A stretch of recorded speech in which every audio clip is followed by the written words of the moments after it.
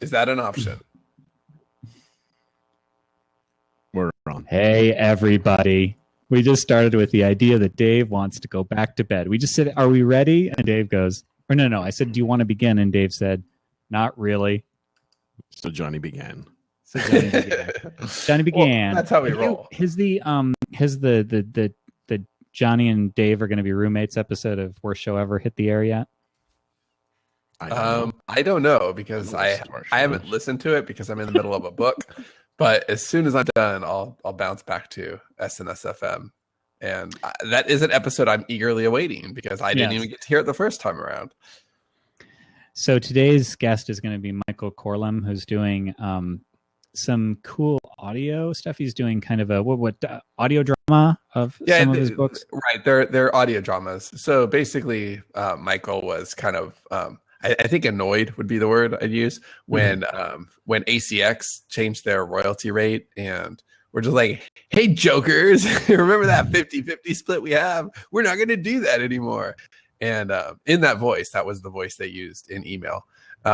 Did you guys get that email from Audible last week? Yes, it just said D, right? Yeah. Wasn't the subject line? The subject line was blank template. Yeah. And then it was just an empty email. And I'm like, somebody got fired. It wasn't an empty email. It said D.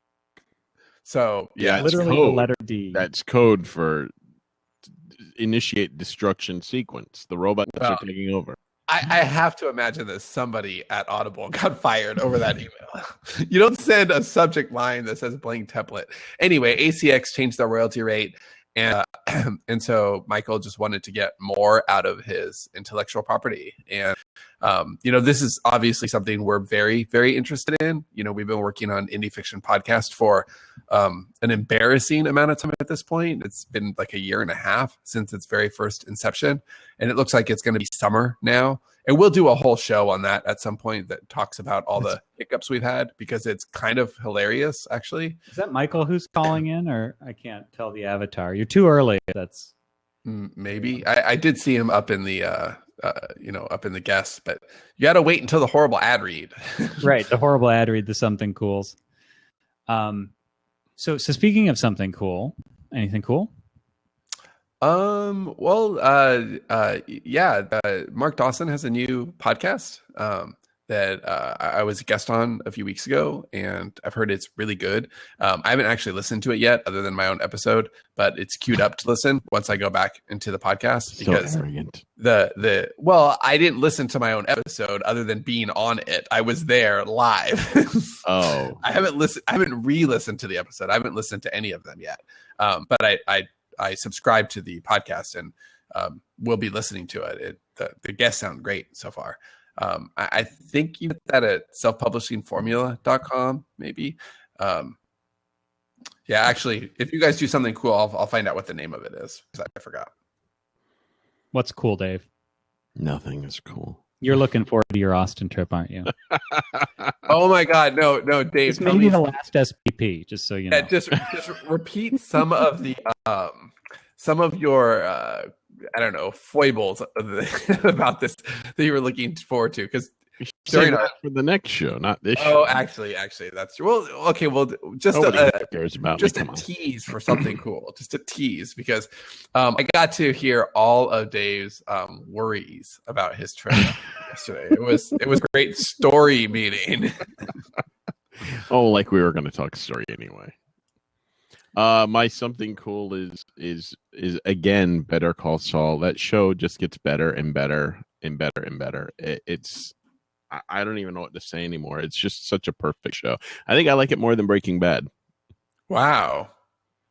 It's just so beautifully made, and they're That's a bold statement, though. I stand by it. It is a courageous show that has confidence in its story. It takes its time telling a story, and it's just so pitch. And you guys aren't watching it, so I can't talk about the little cool things without spoiling stuff. So it's just amazing. It's called the self-publishing formula. That was Michael who was trying to call in. That's good, so we don't have just random snipers, but hanging after the horrible ad read. My something cool is, it's funny. I was thinking past through, because we all have those stories of something cools of the past. We all have these memories of the something cool that got away. And I was realizing how many of mine are only cool to me. It's like, yay. So you got a new ab definition going on? No, he added another can to the pack. No, I added another decade to the life. I turned 40. And I woke up and I did the same thing. Like I was telling Sean about this. I woke up in the morning at 6, which is when I always get up. I woke up in the morning. Oh, never. I sat down and I wrote. And then in the afternoon, I did some other work stuff. And at some point, it dawned on me, and I said, shouldn't I be taking the day off and sitting around and eating junk food and watching movies or something? And that was kind of an epiphany. Like we all, to some greater or lesser degree, are getting to do what we want to do. Like, even if you aren't full time yet, you are in a day and time when you can publish your work to the world. That's pretty cool. And I thought that was this really nice moment where, okay, you know that things are going well when you have no urge to do anything differently at all on even a big landmark birthday. So that was pretty cool, I thought. Either that or you've just given up. No, you've just given up. Yeah. This isn't something cool exactly, but it is something that I found really hilarious this week. Was so last Friday there was this really big lightning storm in Austin, and our ready to go, building, Dave? Yeah, our building got struck, and we lost a couple of things. While we were watching TV, awesome. Like we got a spark, and then the lights went out, and for almost 3 hours, our smoke alarm was just screaming, and Ethan hid in a. I would have burned the house down. Yeah, he hid in the little laundry nook with like pillows over his head. It was so loud, and it took the fire department a few hours to kill it. And we lost. Is it in your house or like? It's through the whole building. It's all. So you can't even like beat it with a hammer. You can't do anything. Yeah, it was through the whole building. It was terrible, and it's just pelting rain outside. So there's nowhere to go. Like I'm never moving to Austin. Thank you. Right, because only lightning hits problem. Austin. Right, right. Don't you live like in Hurricane Alley? Anyway, so we lost our PS4 while we were watching it in our cable box, and I was just kind of like, oh, that sucks. And Johnny's like, well, that's why Rachel's dad says to get renter's insurance. And so I'm like, oh, I do have renter's insurance, because you have to get renter's insurance when you lease from this company. That was not. You're hold on. You're omitting a part that makes you look like an idiot. So Sean, I said, don't you have renter's insurance? He said, yes. And then it wasn't an automatic, oh, thank God. It was like, yeah, but what am I supposed to do with that? Okay. Yeah, that is true. I'm just, look, I don't like being on the phone with insurance companies. I don't like filing claims. I hate all of that, which is kind of the funny part of the story. So I finally did. I made my claim. And the woman on the phone, she could not believe how few things I was claiming. I'm like, yeah, but the cable box has already been replaced, and like I need a PS4. She's like, so no computers got hit? Because apparently no one ever calls and just reports the shit they lost. Everybody has like a big list of like, I lost several Picassos. Well, I guess lightning hit everything that we were using that was plugged in at the time got lost. But there's nothing wrong with my Mac. Wait. No. But the iMac that you bought for me, the brand new one that you had at your house waiting for in Texas, that got hit by lightning. You should have that replaced immediately, Sean. Really? It did not get hit by lightning. And what you got for Johnny too for his birthday. Come on, right, Sean. That also did not get hit. You had 3 different iMacs plugged in, and no, and it was funny because she kind of kept prompting me, like she just could not believe. She's the opposite of an ATT person. I was going to add more to my claim. I'm like, no, that's really it. So anyway, I thought that was funny because I'm imagining what the average claim must be like. It struck my Jaguar, which I had parked in my apartment. Right, because there wasn't even, and I'm like, you don't need pictures or serial numbers or anything, just receipts. No, see, that's why, Johnny. That's why I didn't want to call the clink. I don't keep receipts from shit I bought years ago, right? I don't have my because you PS4 stole it receipts. all. So, I just didn't, it wasn't worth the hassle to me because I know there's going to be a deductible. Right. And so I'm just thinking, whatever. Like, I just want to get more shit done. I want to work. I don't want to be on the phone with Allstate. After So, we're done, can I get the name? I just said insurance company. Triangulate on me. I'm signing up for it right now, and I'm going to have a whole bunch of losses. I'm preparing for our guest, and I'm looking through, and he has some really good book covers, and really it's just making me sad. I mean, you know that phenomenon, that moment where you realize that you'll never be able to get a good book cover? It is a sad moment, really. It is. And a lot of times people, they don't know what to do. And some of them get despondent. Usually they just commit suicide. Sometimes, yes. And thankfully, the good folks at 99 Designs are here to prevent that suicide, or to prevent something worse than suicide, which is a bad book cover. Wait, are you going on record as saying a book cover is worse than bad, or a bad book cover is worse than suicide? We should really reset this. No, but I think we are going on record saying that 99 Designs has prevented suicides. I think we're definitely saying that. Do you think there should be like suicide hotlines, but they're bad cover hotlines? There should be, and that number should lead directly to 99designs.com/SCP, where there will be somebody, a designer, standing by, many designers standing by, to take your horrible, wretched life or book cover and make it into something beautiful. And well, sir, I see you should kill yourself with these book covers, but let me stop it. Right, exactly. Wow, we're so getting dropped by them. I mean, every time I just feel like they've gone through several new reps. It hasn't happened yet. I keep expecting it to, Dave. It's going to happen, but that just shows how great they are. That they sponsor a show like this that has bad ad reads like this. But their designers are phenomenal. If you want a best-selling book cover, you want to go there. You want to have them do your book cover. You want to make it look just like the other bestsellers out there. And we've used them several times in the past, and every time we've had too many good book covers to choose from. It's a quality problem. Suddenly you go from being... Have you ever had so many book covers? Have you ever had so many book covers to choose from that you've thought about killing yourself?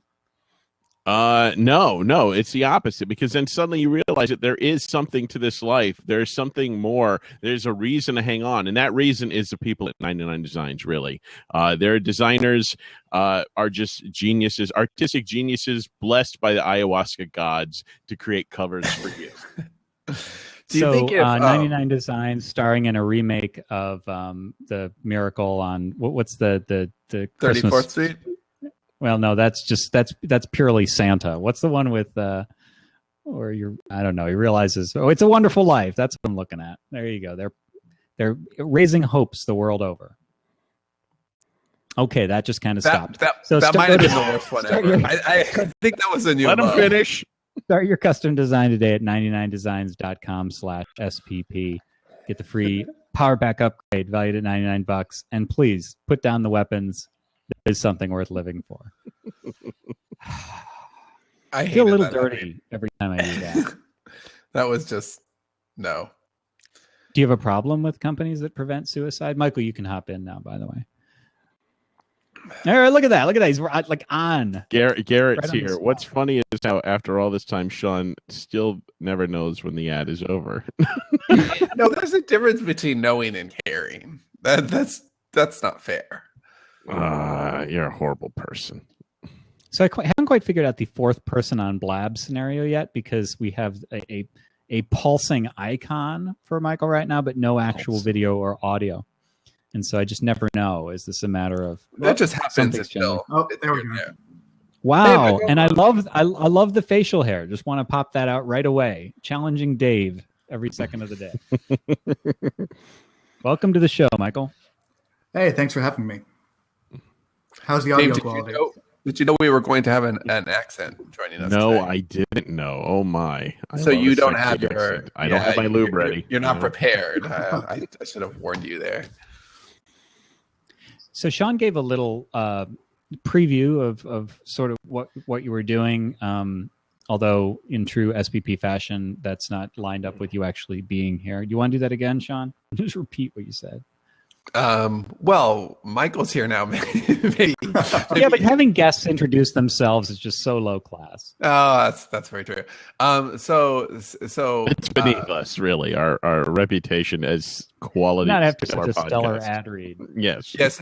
So Michael, I think, was just kind of disillusioned with what ACX was doing, and decided to kind of take his own intellectual property and do audio dramas on podcasts, which I think is a really smart idea. I mean, we're trying to do something different but similar with the Indie Fiction Podcast, and it's basically just a really smart way to get people who are interested in what you're doing, who may not know who you are, because Amazon is a very competitive place. Podcasts also, but way less so, especially in the fiction realm. It's like the Hunger Games over there.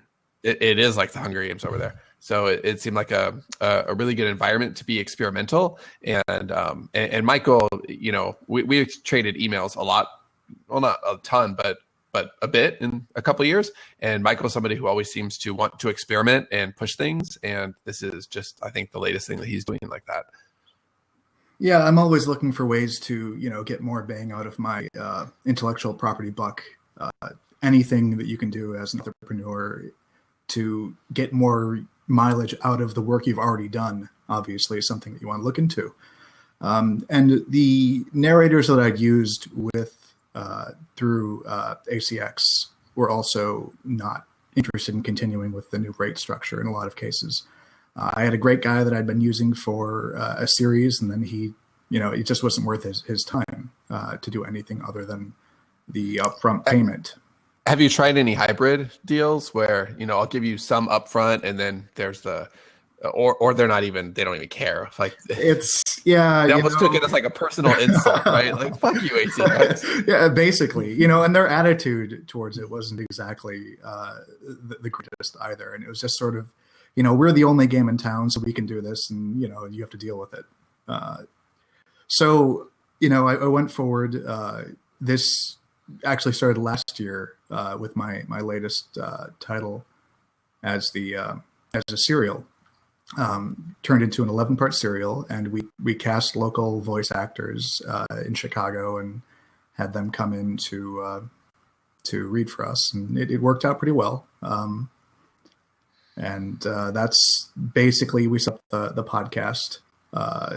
And this was the first audio we'd done. A lot of the people I know have done film work before, but it was an entirely, I've done a little bit of screenwriting, but entirely different media, entirely different than audiobooks as well. You have to kind of translate what you would normally show the reader, either in your prose or with a camera, into, purely dialogue, sound effects, and music.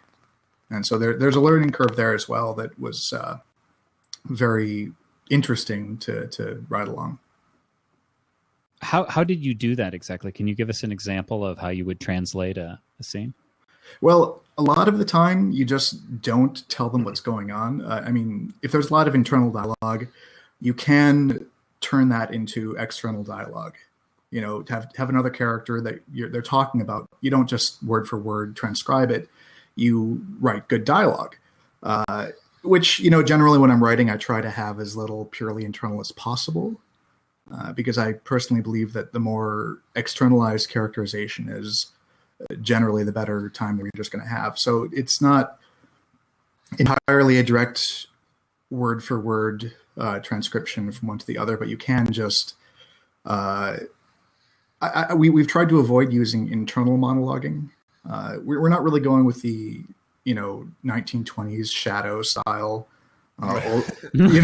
It's not. And I don't really like some of the conventions. Like, we don't use narrators to describe what's going on. So it's just sort of building that picture using the sound effects. Someone's walking through a dark cave. You don't have them say, "Here I am in a cave." You have echoing sound effects. You have the dripping of water. You have, whatever other little soundscape that you can build to make what you want to happen. So it is a different sort of art, but it's sort of, the way you construct a scene is the same. You just construct it with sound effects and bits of dialogue rather than just prose.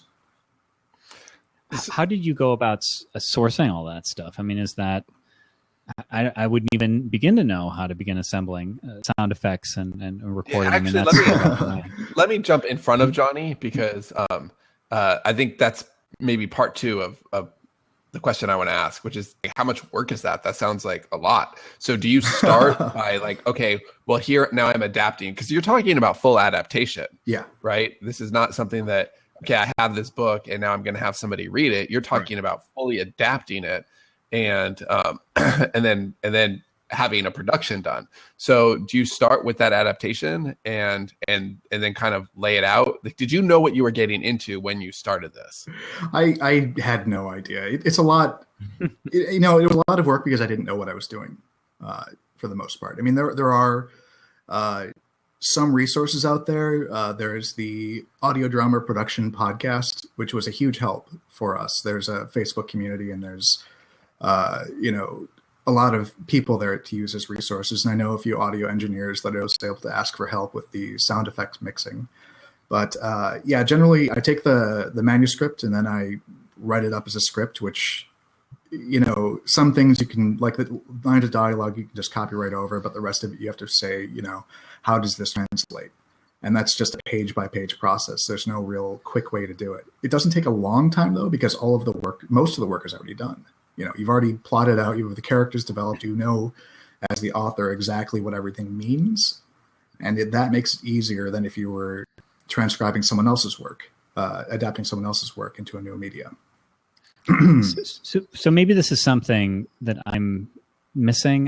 The idea was you get more out of your capital, right? You something right. You already have. So how are you, is there a profit model here? Like, how are you using this to drive sales? Or, because if it's podcast, it's free, right?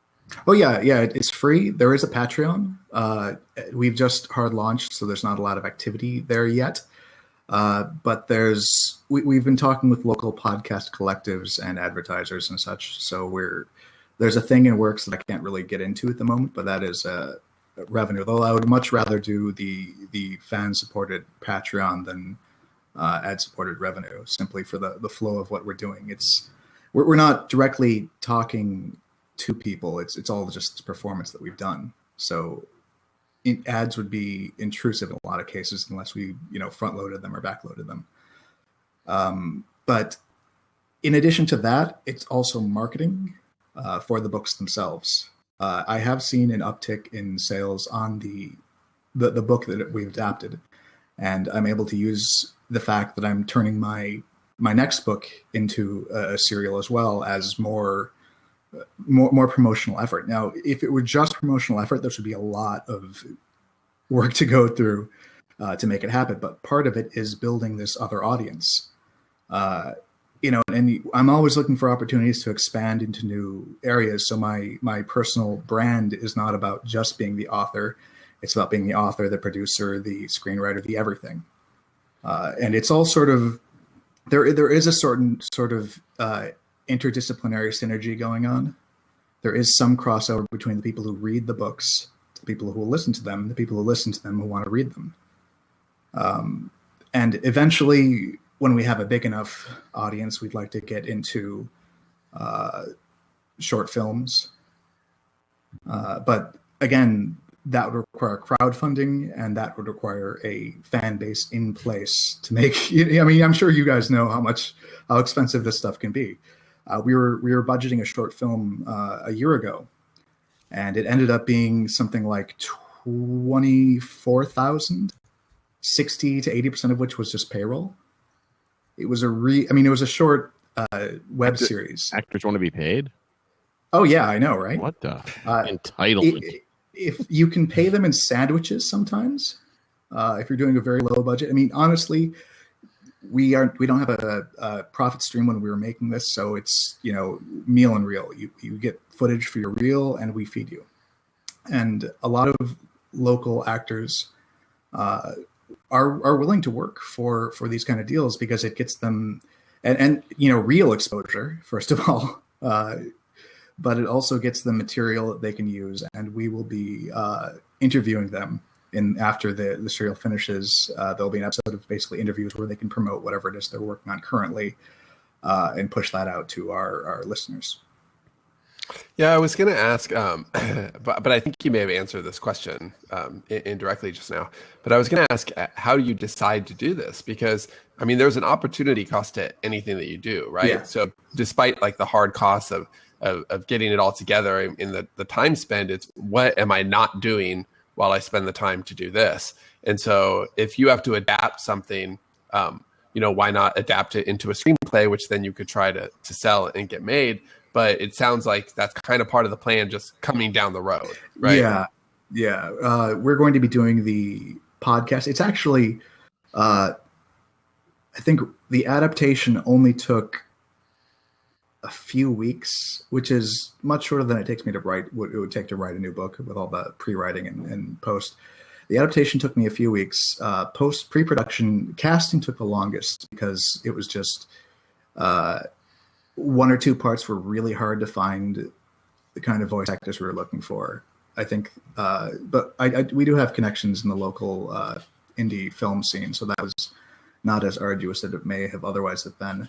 And then post-production took about a month. So all in all, it took about 3 months, I want to say, start to finish. We were able to get everything recorded in 4 working days, over 4 weekends, basically. But in those 3 months, could you have well, 2 questions. In those 3 months, could you have written something else to add to your catalog and, bring new fans in that way? And is that dedicated few months, or like, is this your full-time job, or you have a full-time job and this is a side thing? So it was 3 months of side hustle. Yeah. My full-time job is as author. That's, I put in 8-hour days. I treat it like a full-time job, and it treats me like a full-time job, and that gets me by. This was extra on top of that, a couple hours in the evening every evening. But yeah, I was writing a book while I was working on the rest of this, and fortunately, most of what I was doing as a producer, I was able to do on the weekends. I mean, this has turned me into a workaholic, just being an author, but I try to stick to a 40-hour work week as much as I can, just so I, remain human. So I have a life of sorts, because you can't. You're in the wrong business. You want to be a writer. You don't have a life. I try to get out and live just enough so that I'm inhaling enough life so I can exhale enough art. It's a tricky balance to maintain, and I'm not actually very good at it. But I do the best I can, and this was on top of the novel, the next novel, which is always time that I don't touch. That's golden. It's set there, Yeah, that's good. That's good to hear. Yeah, I mean, so you weren't saying, you know what, I'm going to put off production in 3 months, because that's the rub, right? You're saying I want to maximize my catalog and I want to get more out of what I already have, but you can't stop making, you can't stop producing to go and on the side hustle. It has to be side hustle, right? Well, yeah, it has to be. This is my only source of income. I don't have that margin to, not be working constantly. When I started in 2011, late 2011, I was homeless. I started with nothing. I couldn't find work. My temp jobs and freelancing had dried up, and I had nothing to lose. And you should have gone to 99 Designs. Well, at the time, my first covers were done by artistically gifted friends who were doing me a favor because I had no money. Well, indie publishing saved me from the streets is a great headline. It is. That's the auto bio that I'll eventually write once everyone involved is dead, because I know things. And I know things. Now, the important question, Sean, in the beginning you said he had an accent, and clearly he's American, so y'all lied to me. So I want to put that on record. We're just trying to fuck with you, Dave. I can do a really poor Scouse accent, but that's all I can give you. Scouse? I don't even know what that is. It's like Liverpool. Beatles. Oh, okay. Dave can do a Scouse go ahead. accent We're waiting for it. Talk to I'm doing it now. It's that bad. So do you? How do your books do on Audible? the ones that you've gone ahead and done the ACX thing, like do you have a decent sales record on Audible? I'm just wondering. That it's not terrible. It's the change between the cushions on my couch. It's an extra. I forget about it, so it's an extra bit of money at the end of the month. So sort of what I feel, and let me know if I'm totally off base about it, but I'm listening to you speak about this, and I'm putting myself in your shoes, and it sounds familiar. Like these are the ways I would be speaking about it if something were true. And what I mean is, it feels almost like, yeah, you wanted to maximize your assets, but I think you kind of just wanted to do this artistically as well. Like, am I right about that at all? Oh yeah. I mean, there has to be a balance between what you need to do and what you want to do. I've been reading Iterate and Iterate. No. Iterate and Optimize. Yes, the new book. It's a different book. It's a competing book. The competing book. It's the off-brand Eastern European version. Do that in a Borat voice? Iterate and Optimate. There you go. But no, it's and I'm seeing a lot in there it's about finding that balance between what is fulfilling as an artist and what you need to be doing as a self-employed entrepreneur. And it's, I want to like the end goal here is that I want to have a lifestyle where I can just write and not worry about anything else. I mean, that's it. That's all I really want. That's the dream, for sure. That's the dream. That's the finish line. I'd like a little bit more, to be a little bit further up the Maslow's hierarchy of needs, maybe. But, if I can get by, if I'm doing it, but I'm not enjoying it, and I'm not actually living the dream, then what's the point? I mean, there's building. Yeah, building is a thing you do. But if you get to the point where you're only doing what's, writing to market and what will maximize your income in any given moment, you are living that time miserable. If you're not actually finding, unless you genuinely love writing to market, and some people. Well, like I said, yeah, and if that's your if that's your thing, then if that's your thing, yeah. But you do have to. I mean, the three of us all are definitely hardwired, I think, to kind of do what we want to do, and so that can be very expensive. And we've certainly found that in the first few years by going wide on our genres is probably the best example of that. Like that's the opposite of smart. If making money and driving sales, dumber artist, right? The dumber artist, right? That is a dumber artist move. Genre hop. But long term, we still believe it's the right thing to do because it's working on craft and keeping ourselves happy. And you can't burn out if you're happy. No. You can work really hard and you can, I mean, I have no problem working ridiculous hours. And there's been times when Johnny's like, dude, you need to slow down because you're going to burn out. But I really do. And he's right. Like sometimes I do need to slow down. I just got back from vacation. So high five to me. But, I also do believe that if you are truly doing the things that you love doing, I don't think burning out is a danger. Oh, yeah. I don't know about that. 2012 burned me out. Yeah, dude, you get burned out going to the bathroom. Like there's ashes on the floor of the world's ashtray. You are not a healthy example of what I'm talking about here. Never mind. I'll shut up. Mute me, everyone. What? Oh, do you what record, has What? Do you get everybody together to record these, or do you have different people recording their different parts in different locations and stuff? You can do it either way, but we prefer to have everyone together because then the actors can kind of feed off of each other. They can react to each other in person. And that was, again, a stylistic choice we made. It would have been probably easier just to have them record their own parts separately. But yeah, okay. We were all about the quality of the product.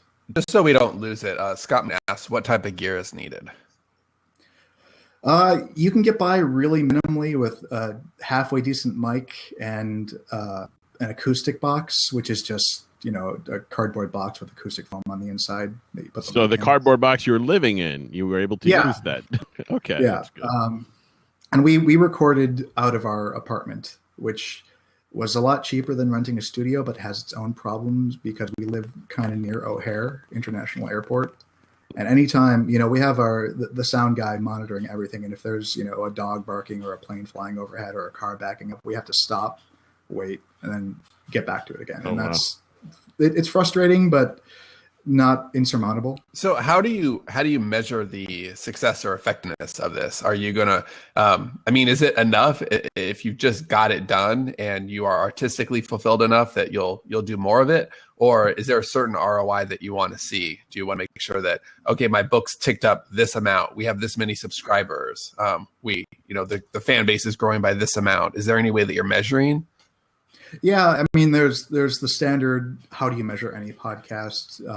Watching the downloads tick up after every episode, and then there's, its effect on sales, and if we get people supporting our Patreon or not, and then there's a definite tangible effect that we're hoping for, and beyond that, I mean, we enjoy doing it, and it's a lot of fun, but it's a lot of work. So if it's not working for us, then it's not something we can continue indefinitely. We have to decide, that the trick is deciding, okay, we've given this enough time and it isn't getting us what we want it to, so it's time to move on. And I know you were also talking about in your original email about opening it up to other authors. So how would that work, and what does that future look like? Well, I have my own books to be writing, and I don't really have the desire to be always writing the next season. I mean, we want to keep going without interruption between seasons. Every other Tuesday, a new episode. So if someone else was writing, that would free me up to focus on just the producing, which would give me more time to be working on the books. And ultimately, if we eventually are making enough money through this and it's sustainable, I would much prefer to hire a producer than do it myself. It's like you guys are saying, the more you can outsource from that is not creative, the more that you can focus on the creative, and ultimately it turns into a case where you just have to decide when it's no longer doing and when you have to move on, and it is what it is. Jamie Compton says, seems like a lot of work for very little return. I would say you never know. When we started these podcasts, it was a lot of work for no return, and now we built quite a following through the podcast. But it does take a lot of work to do anything well, and you never know until you try. I mean, we spent a lot of time writing. We didn't know if that was going to succeed or not. Yeah, there are no guarantees. Yeah, because that's the hard part, especially when you're artistically minded and you get attached to things that you've done. And I mean, I had this, back in the blogging days, we would start new blogs, and they don't take off, and it's the sunk cost thing. You feel like I've already started this thing, and I'm going to do it, and I'm going to do it. I'm going to keep doing it, and eventually it's going to hit, and then it's just so hard that you don't want to pull the plug. And I'm still doing that with my nude dancing. I mean, it hasn't paid off yet, but I know eventually it will if I just put in the 10,000 hours. You wonder at which point it just becomes trying to chase some costs, and at what point it's just giving up. You know what I mean? Yeah. Well, it's the sorry. No, go ahead. It's the whole kill your darlings thing. You have to be brutal. You have to cut brutally. Not just scenes, but everything in your life that is no longer serving you. You have to know when to, I love this, but it's not doing what I need it to, so it's time to let it go and move on. Wow, that'd be cruel parenting. You disappointed me, son. It's time to move on. So Kevin Tomlinson said, tell me more about this acoustic box, and they followed it up with asking for a friend, which makes me think he's trying to make a dirty joke. But I actually did sort of have that question, so I'm assuming he's serious, because actually where I go, like where I'm moving to, I may have a room that's more wood. Is it something small that you build around a mic, or are you talking about a full sound booth? No, it's like, about yay big. It's big enough to hold the mic and not much bigger because you want it to be small. It's about the size of, I don't know. It's a box. Microwave oven. Microwave oven size, and you basically line it with black fabric and on the outside, and sort of elasticy black fabric, and in the inside is that acoustic foam that cut egg carton stuff. If you decorate the fabric with puffy paint, is that okay? Will that affect the sound? It won't, but it will make your room a lot nicer to be in. Oh, that's good. Right. So this is what I'm wondering. Your room, it doesn't matter if your room is acoustically bad as long as the mic is inside this box. Well, you want to use the best room you can that you have available. We actually do it right here. What you see behind me is, I'd be standing here talking into the box, and we usually put like a comforter over the desk behind me to baffle the sound behind.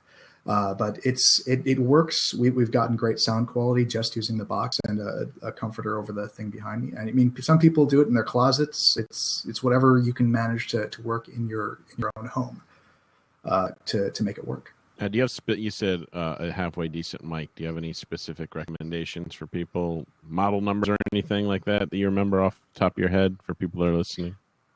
We use a blue snowball mic, which isn't the best for this kind of thing, but it works well enough. Okay. Really, the best mic you can afford. If USB is okay, but if you can use an analog mic, do that instead. A Heil PR40 if you want to spend $300 to sound deep. Yeah. That's the one that I want to get. Me too. I mean, like right now it's just macho.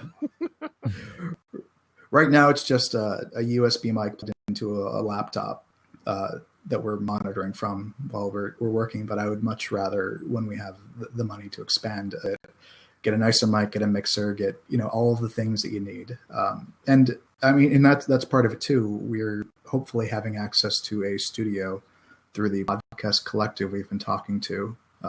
And in that case, it'll take a lot less time to actually record because we won't have to stop because a dog's barking outside every 5 minutes. I mean, the first season took us around 3 months, but we're learning what we're doing and we're getting faster and we're getting better and we're optimizing our procedures and we're learning how to produce audio. So future serials will be a lot quicker. 3 months gave us 6 months worth of podcast material. And the next one will be, it's an 8-parter. So that'll give us another, 4 months worth of material, and it'll probably take us only 2 months to produce. And that'll give us another. You think you'll definitely get better, per season. Yeah. So it gets a lot of the cost of producing this for season is just learning, right? Yeah, basically. And that's not cost wasted. You're learning new techniques and new talents and everything else and increasing your portfolio. And one thing that I don't think we've talked about at all, but this isn't exclusive. I mean, if this took off, there's no reason you couldn't have one of your narrators actually narrate the book and get it up on, despite the problems with, ACX and their royalty. But if you knew the audience there because this podcast blew up, there's no reason you couldn't get an audio version of it because it's a different product, right? You're adapting it, so it's not word for word. I asked them and they said it would violate their exclusivity. I actually mailed ACX about that very issue. They would consider it. Yeah, they're kind of assholes about that. I think that's their default. Okay, so this is not advice. Do not listen to this. But I'll bet you it's one of those things where you probably wouldn't have been challenged, but now that you've asked, but yeah, I that's kind of so what's the reception been like? Do you feel like this is a worthwhile trade for ACX for the podcast because you have creative control and you can build lists and followings and so forth? Do you think are people digging it enough? You think? I think so. We've gotten a lot of very good critical response from other people who are making audio drama. They find it very hard to believe this is the first one we've done. And that's really the highest praise from other professionals that you can get, just this awe that they seem to be in that we're doing so much with so little. We're getting a steady uptick of listeners per episode. And then that's a rate that I'm happy with. We were on, I don't know how impressive being on the iTunes New and Noteworthy actually is, but we were on there and we're still on there. Well, they had us, if that's any. Well, sorry to burst your bubble. I heard it's something called The Worst Show Ever was actually on there, so they have no standards. Well, it's like saying that you're a best-selling author. You've been on the chart once, you're new and noteworthy forever. You just put that on all of our promotional material.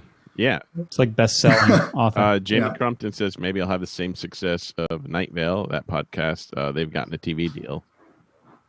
So, yeah, that would be very cool. I mean, they do live shows. Doing live shows would be neat. Although it's the whole, is this worth the effort of going out to do the live show? Is it worth going to conventions? Is it worth? Well, if you going to have the expos? fan base, then If you have the fan base, yeah, sure. And it's the kind of thing it fuels itself. And Carrie McQuaid makes a really good point, which is this is evergreen, right? Yeah. Like it's there forever. You make it once, and it's another place for people to find you.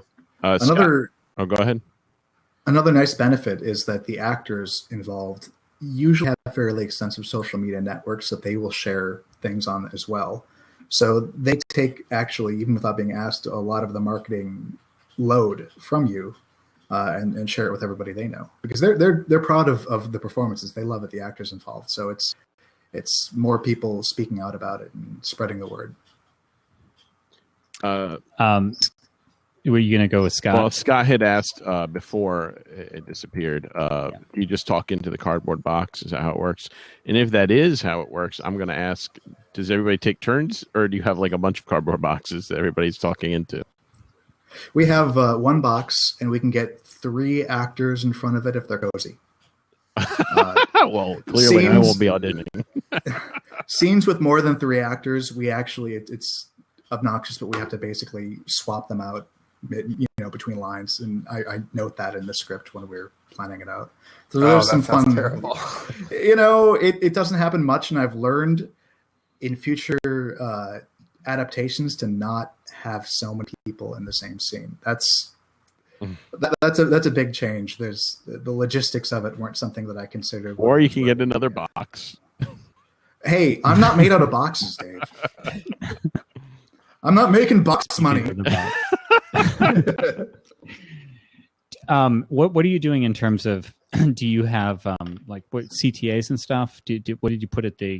Do you have things at the beginning and the end? Sign up for this list. Yeah, here, we've got the standard.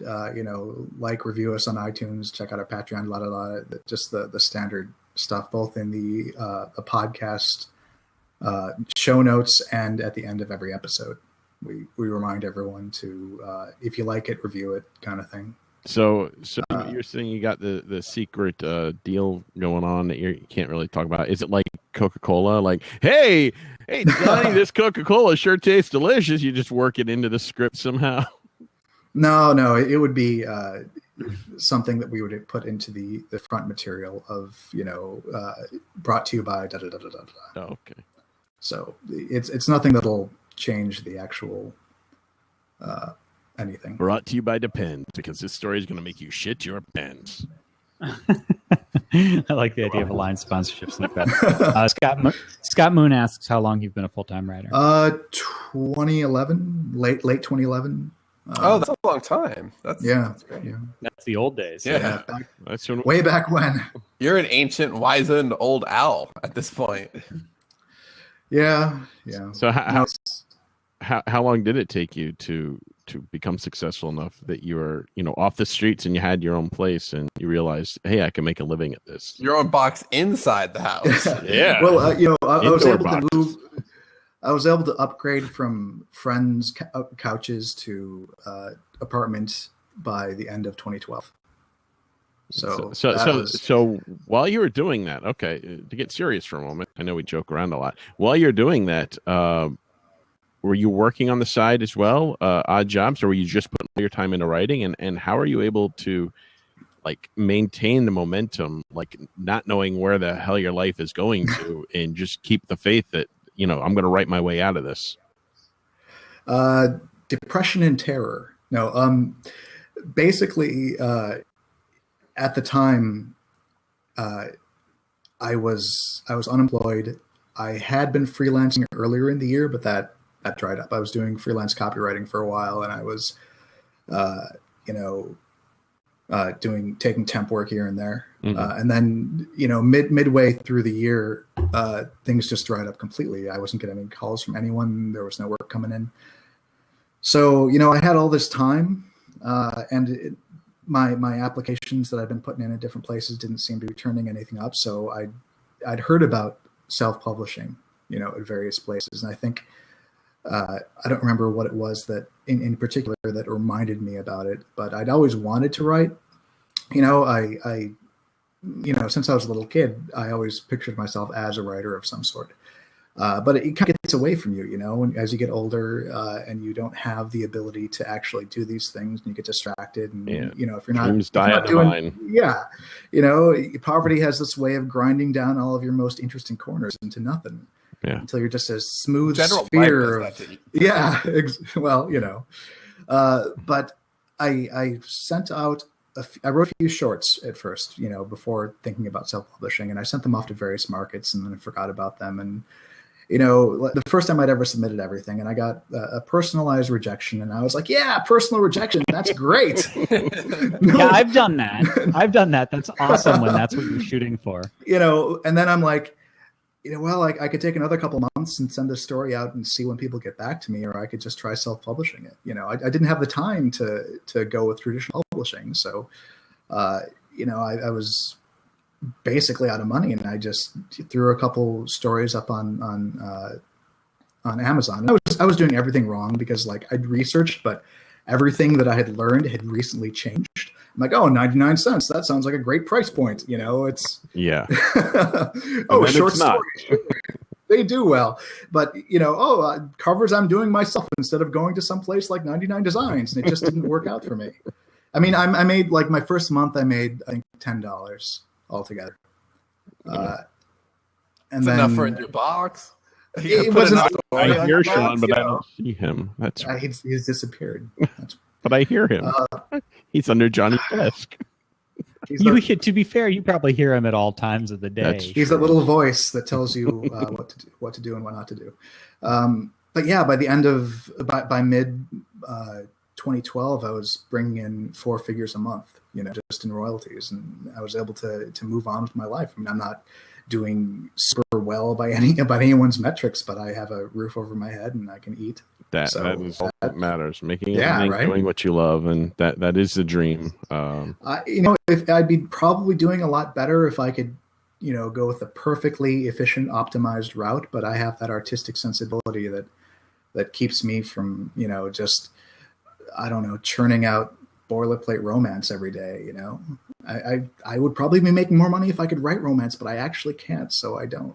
Yeah, that is. I wish I could. That is. I know there are some people that do it and they make money at it, but I think that's just a cynical, short-lived sort of thing.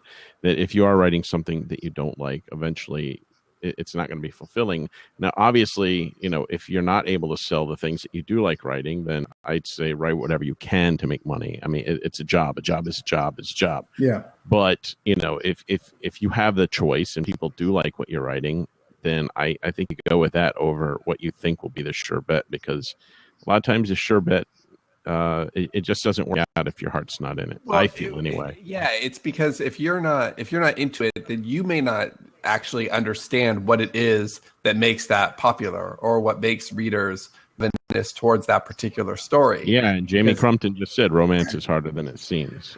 It seems like it would be a lot easier to market, though.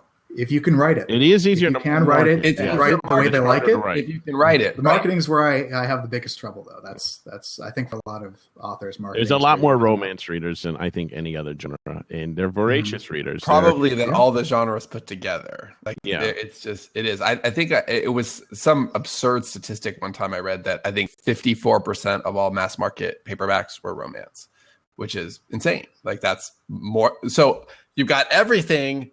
And then you've got romance, and the piles are about the same. That's crazy. But yeah, there's readers connect with romance for a reason. And if you aren't a romance reader, then you might have a very difficult time connecting for the same reason. And your work is going to feel shallow for that reason. Well, so let's finish this up, Michael. Why don't you tell people where they can find your audio drama and anything else you want people to know? And what is the title? I don't think you said the title yet, did you? The title is Synesthesia Theater.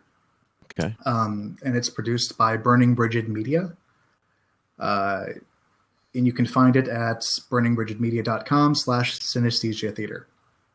Okay. And we're on iTunes, and we're, everywhere that fine podcasts are found. How do you spell that URL? The Burning Bridget or Bridge is Bridget. How do you? Can I type this here? Well, you can, but for the audio listeners, how would you spell it? BRIGID. Okay. Brigid, and synesthesia is synest. I'd have to see it in front of me. Synesthesia. Google it. Synesthesia. I think I got Shorter it. and So shorter Michael's name URL, is maybe. Theater is the pretentious way, RE. So there you go. Okay. Boy, and Michael's name has two O's. You're making none of the URLs straightforward here. Coorlim. All right. So thanks so much for being on. And this is a really interesting concept. I think it's a lot. It's different from audiobooks. It's different from audiobooks. It's different from what we're doing with the Indie Fiction podcast. And it's always cool to it's working so far, and we'll see how effective it is in the long run. I'll get back to you guys and let you know. All right. Thank you. All right. Thanks so much for joining us. And thank you for joining us. Bye. And we'll see y'all next week, I guess. Take care, everybody. Oops, I'm sharing the last 30 seconds rather than canceling it. How do I turn this off?